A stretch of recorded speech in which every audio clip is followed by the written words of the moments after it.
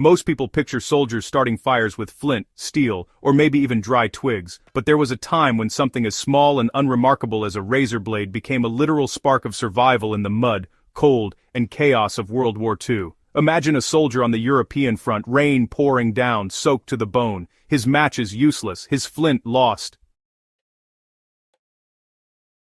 He reaches into his kit and pulls out two things, an ordinary razor blade and the foil from a chocolate bar. In just a few minutes, smoke begins to rise. Against all odds, he's made fire.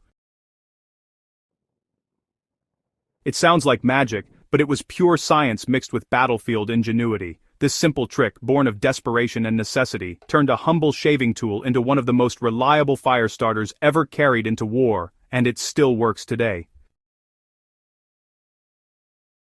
During World War II, soldiers were issued double-edged razor blades made from high-carbon steel. They were part of standard hygiene kits, mundane, essential, and completely overlooked as tools for survival. But as soldiers faced brutal weather and long campaigns, especially across Europe and the Pacific, they learned to adapt. Every piece of gear had to serve more than one purpose, and the razor blade was no exception. High-carbon steel reacts powerfully to electricity and moisture. That property, combined with a bit of scavenged foil and a small battery, was enough to create ignition. Soldiers discovered that if they connected a razor blade between two terminals, using foil from cigarette packs or chocolate wrappers as conductors, the metal edge would heat up rapidly. Within seconds, it could set tinder smoldering even in the middle of a downpour.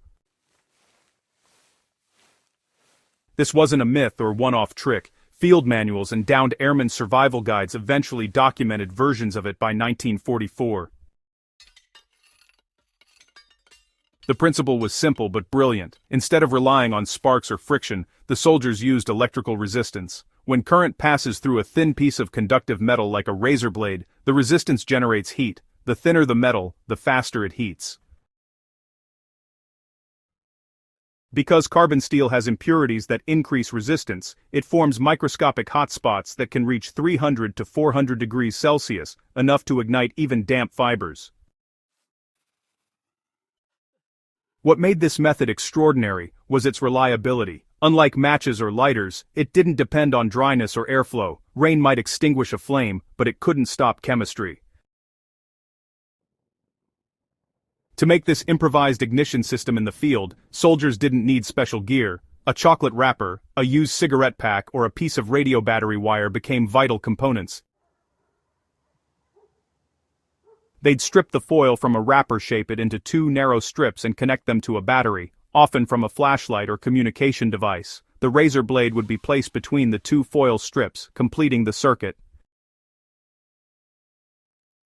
When both foil ends touched the battery terminals, the current ran through the blade. The thin edge would heat almost instantly. Placing a bit of dry tinder, cotton fibers, bits of rope, or even a shred of rations paper on the blade produced a faint glow, then a smoldering ember.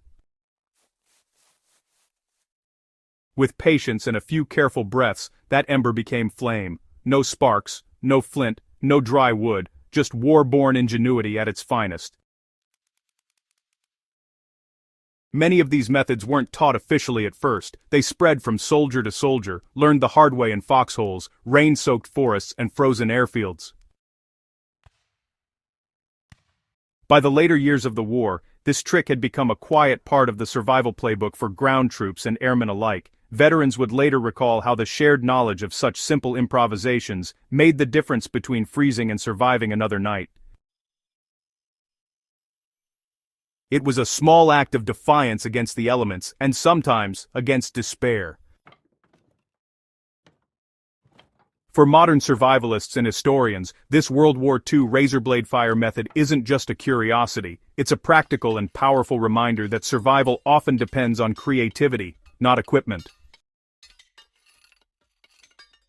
You know, you can still replicate it safely today. All you really need is a carbon steel razor blade or a small utility blade, 2 wires or foil strips, and a battery. A 9-volt battery works particularly well because it's compact and powerful enough to heat the blade quickly.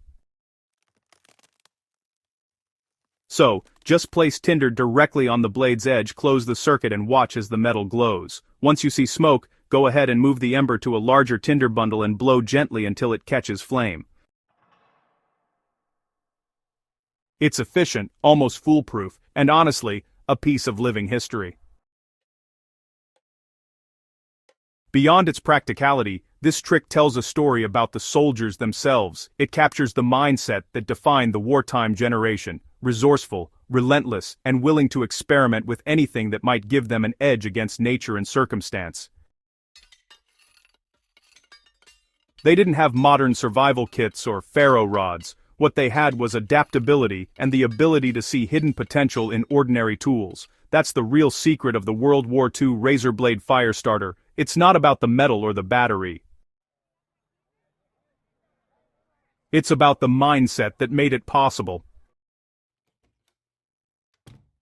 Even today, with all the survival gadgets available, this method stands out for its simplicity and effectiveness. It doesn't rely on special equipment, fancy chemicals, or ideal weather. It works because it's based on universal principles of conductivity and resistance, concepts that haven't changed in 80 years. Whether you're a prepper, a camper, or a student of military history, understanding this technique connects you directly to the ingenuity of the past. It's proof that sometimes the smallest objects can carry the greatest lessons. So, the next time you pack a survival kit or explore wartime relics, just slip a high-carbon razor blade into your gear, not for shaving, but as a nod to the men who turned everyday objects into tools of survival. That thin piece of steel carries more than just a sharp edge. It carries a story of invention, resilience, and quiet genius forged in the crucible of war. When the rain falls and the cold sets in, and when all else fails, remember, fire doesn't always start with a spark. Sometimes it begins with a blade.